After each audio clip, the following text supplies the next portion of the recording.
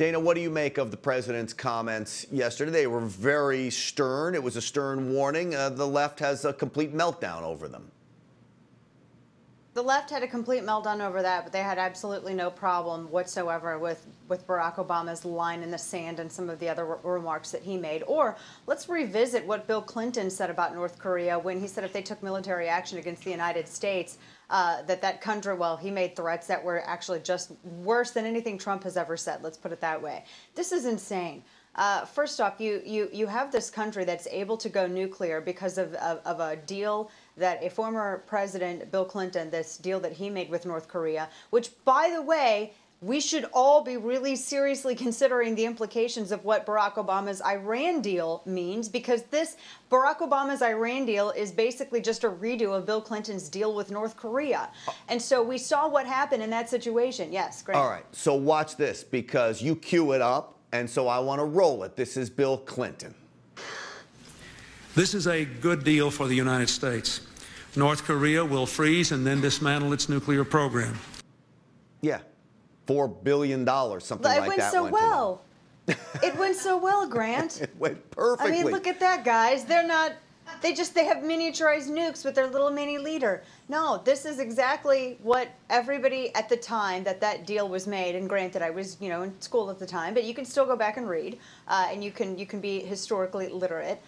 Everybody said, look, they're going to go nuclear. This is going to happen. Bill Clinton, this is a horrible deal that you made with North Korea. And even George W. Bush, when he assumed office, was even incredibly suspicious of this deal with North Korea, which was why he did everything he could to put certain buffers in place. But unfortunately, this is where bad leadership and bad foreign policy lands you. All right, and so we can talk about good foreign leadership. If it were not for the foresight of Ronald Reagan, we would not have missile silos in Alaska that are ready to take out an incoming missile. Now, those tests have been shaky at times. I'm told they think they've got it down. You've got to be 100% right if you're going to shoot down a missile coming back into the atmosphere over the United States. But if it were not for Ronald Reagan and the left fought him on this missile defense system, we would not have those silos in Alaska ready to defend America.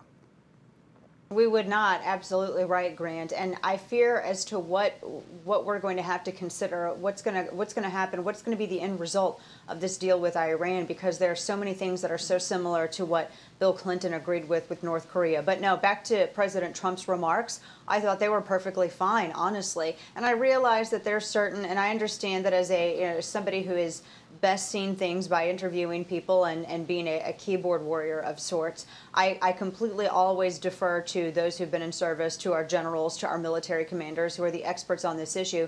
They say that we need to leave a little bit of room for negotiation. I will agree with that. I know Rex Tillerson is trying to kind of keep a hold on it, although I will say that I wish Rex Tillerson wouldn't contradict our president on foreign policy when he would speak on certain matters. But I don't really see any problem at all whatsoever with President Trump's remarks. This is a country that has threatened hostilities towards North America for a very, very long time, that has threatened hostilities towards every single entity that has surrounded it. And as for the United States, when you say that you're considering bombing Guam, where we have 3 military bases, a territory of the United States, that's considered an act of war.